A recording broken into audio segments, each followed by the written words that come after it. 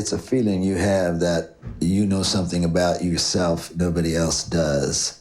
The picture you have in your mind of what you're about will come true. It's best to keep that all inside. They say every man must need protection. Most artists' careers, most people's lives are defined by labels, identifying with some kind of title. The interesting thing about Bob Dylan is that he successfully avoided this. He's released 40 studio albums, written over 600 songs, but there's one song that crystallizes his blueprint for reinventing yourself. I see my light come shining.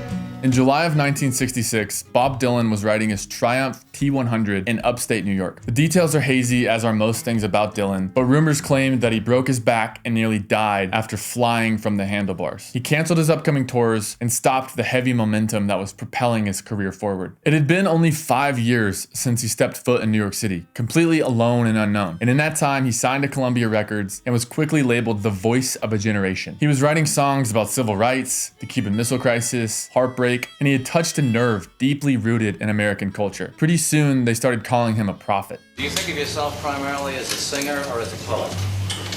I think of myself more as a song and dance man, you know.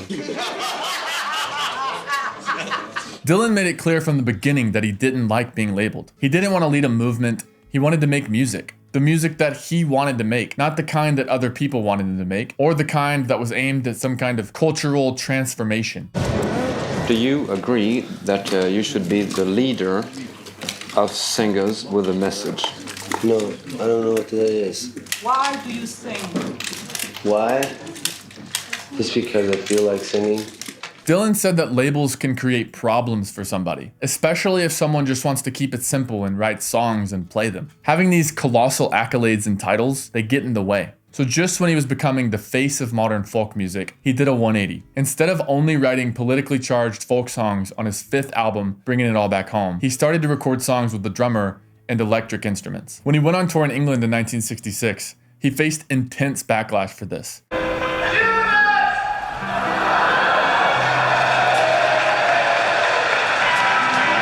I don't believe you. He just changed altogether. He's changed from what he was. He's not the same as what he was at first. I don't know what he's trying to do. I think he's conceding to to some sort of popular taste. I think it's a bad thing. I think he's prostituting himself. Just after that tour was when he was in the motorcycle accident. He wrote in his book Chronicles, "I had been in a motorcycle accident and I'd been hurt, but I recovered. Truth was, I wanted to get out of the rat race." Right after the crash, he moved to Woodstock, New York with his wife and members of the band he'd been touring with. They set up a studio in the basement of a now famous Big Pink house and held daily writing and recording sessions. One of the songs that emerged from those sessions was I Shall Be Released, which, in the words of Joan Baez, resembles a prayer. The verses of the song have the protagonist locked up with time to think. He's trying to see over the confining walls that enclose him in the way things are. From within these walls, things can't be changed. There's no ground to cover, no new things to be discovered. They say everything can be replaced. In the 3rd verse, he speaks of a man who's there with him, someone who knows he hasn't done anything to deserve this fate of imprisonment. He's shouting, crying out that he's been framed. Dylan notices all of this from an external point of view, almost as if he's personifying his self-consciousness. Maybe he's speaking of himself here, rationalizing the boxes that the people he aims to serve are putting him in. But despite the grim and dark environment that he finds himself in the verses, the chorus proclaims a sense of freedom.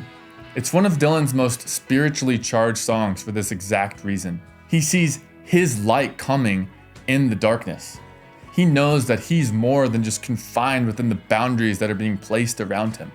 He's more than the labels that people are placing on him. I see my light come shine. The Jesuit priest Anthony de Mello writes about how labels create barriers between yourself and reality. When you accept these labels, you end up trapped within the walls that Dylan is talking about. De Mello writes, "Do you see how you are in a prison created by the beliefs and traditions of your society and culture and by the ideas, prejudices, attachments, and fears of your past experiences? Wall upon wall surrounds your prison cell so that it seems almost impossible that you will ever break out and make contact with the richness of life and love and freedom that lies beyond your prison fortress."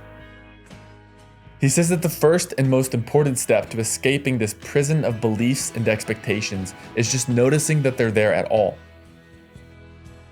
There's a more literal example in Viktor Frankl's book, Man's Search for Meaning, where he writes about his experiences in the Auschwitz concentration camp during World War II. He describes a moment where he was almost in tears from pain, repeatedly thinking of his unimaginable circumstances. But then he became unwilling to continually let his mind replay these images. He forced himself to go somewhere else. He suddenly visualized himself giving a lecture on his experiences in the concentration camp, which he literally went on to do after being liberated. He rose above his circumstances and he saw it all from an objective viewpoint. Frankl quotes Benedict Spinoza, "Emotion which is suffering ceases to be suffering as soon as we form a clear and precise picture of it." Dylan was able to consistently reinvent himself throughout his career because he could rise above the labels that people put on him. He saw everything objectively instead of being trapped within the walls that everyone wanted to put around him. He had a sense of certainty about himself, and when everyone told him that he was one thing, when everything seemed to turn against him, he was able to completely remove himself from the picture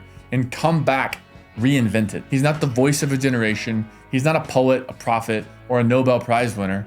He's Bob Dylan.